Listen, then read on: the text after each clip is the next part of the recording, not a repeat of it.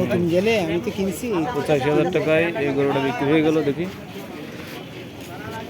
দেখেন কত বড় গরু, 85,000। এটা কত বিক্রি হয়েছে? 1,76,500। আগের থেকে বিক্রি হয়ে গেছে, আস্তে আস্তে এরকমের গরু কিন্তু বের হবে এখান থেকে প্রতিদিন। বের হয়ে যাবে।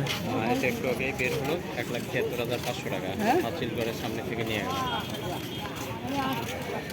হ্যাঁ,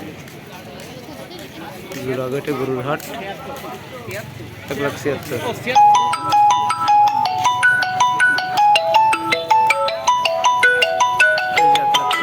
বিক্রি হয়ে গেছে।